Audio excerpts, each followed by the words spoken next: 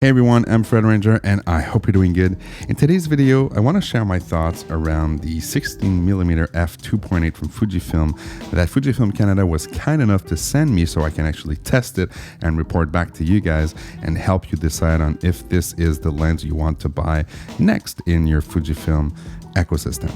So here are a couple of things that I really like about this lens. First off, I want to say thank you so much for sending me this lens to Fujifilm Canada. You guys are so great. I really appreciate it. Yes, I have to send this lens back. No, they're not giving it to me. And if I want to buy it, there's no discount. So I just want to make that very, very clear. I'm not sponsored by Fujifilm, but they are working with me and you guys actually, and letting me review those units and then give you my thoughts to help the community decide on if this is the right lens for them or for you. So without further ado, first thing that I really like about this lens is the weight and the size. I mean, this is a very tiny lens. Here it is coupled with my Fujifilm X-T3 and it is super light. And can you imagine this on a Fujifilm X-T30? Well, I have the X-T10 here that my girlfriend used to rock, and let's put the 16mm f2.8 on so we can actually see what does it look like. And this is an even smaller setup than with an X-T2 or an X-T3, and it's a super light. Don't worry, Fujifilm, I'm a professional. Don't worry. Look at that.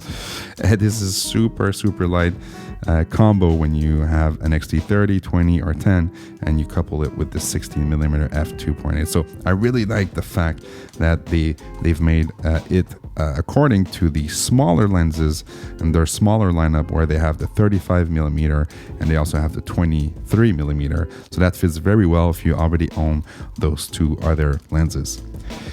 Let's put it back to the X-T3 to talk about the second thing. The second thing that I really like about this lens is the fact that it's a weather seal lens. It's actually weather resistance, as they like to call it. So having this lens coupled with an X-T3 or an X-T2, I mean, they actually have this rubber gasket here. So when you actually put it on a weather seal body, like so, you've got a completely weather sealed and weatherproof system. So if you are like me in an environment where it's snowing, where it's raining, where it's getting hot in the summer and it's very cold in the winter time, then this combination will work either or in every condition, and that's very reassuring if you are a photographer in those conditions. It's also very good for travel, because when you travel, you never know. You want to do some street photography in San Francisco or in the desert, or you're actually in Portugal and it's 45 degrees.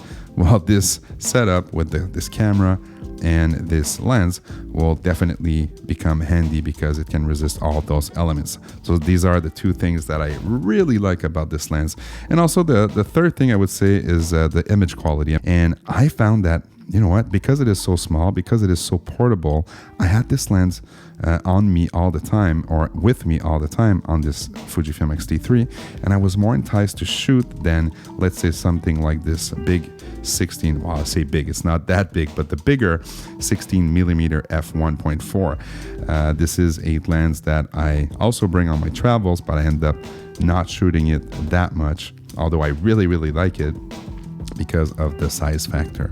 So these are the things that I really like. Some of the things that I would do better if I were to produce, or if I were to work with Fujifilm and give them some feedback, I would say, you know what, that f2.8, I mean, all the other lenses, you have the 35mm, that's f2, you have the 23mm, that's also f2, and I think there is a 50mm f2 if I'm not mistaken. But this one is f2.8. I understand that you wanted to keep it very small. If you actually compare it with the Fujifilm 16mm f1.4, I mean, you can definitely see that this is a way smaller lens. But I would have loved to see an f2 on there, because as you can imagine, if you want to do some bokeh in the background, and if you want to do some portrait, because yeah, you can shoot some portrait with that wide angle lens, you would like to see some separation with the background. And f2.8 on a crop sensor, gives you an equivalent of almost f4. So this makes it a little bit harder to get that very shallow depth of field, and also that, notion of blurriness in the background. So this is something that I would also consider in a version 2 of that lens. If they make it an f2, I would definitely consider buying this lens. The second thing that and it might seem like a detail for you guys, but the second thing that I would do better is that, little lens hood here. I'm not even sure if it actually blocks anything because it's so small. And when you put it on like that, there you go. There you have it. I don't really like the look also. I prefer the actual look that they have on the 16mm or even the 10 to 24, the bigger ones. And again, I know they want to keep it very short, very small, but if it's not actually doing anything, might as well just have a different design. And I would love it to be full. But again, this is really first world problems when you think about it. Overall, I think this is a very good lens if you are a travel content creator, if you are you want a light setup, you want to pair it with an XT10, 20, 30 and have these two together. I think this is the best setup you can have. It is weather sealed, so you should definitely consider that in your choice. And it is way smaller than the 16mm f1.4, depending on what you're trying to do. I think this lens is more a specific use lens. So I use it, yes, for some landscape photography, but I actually use it for portraiture also because it is a 24 or 23 equivalent on a full frame body. And the background and the minimum focusing distance is better on this 16-1.4 than this one. But again, it's about convenience, it's about portability. This one is, like I said, weather sealed and gives you a very strong desire to put it on a smaller body and just go out and shoot. So for those reasons, I really recommend this lens. And if I'm going to buy it, maybe not, because I already own the 16mm f1.4.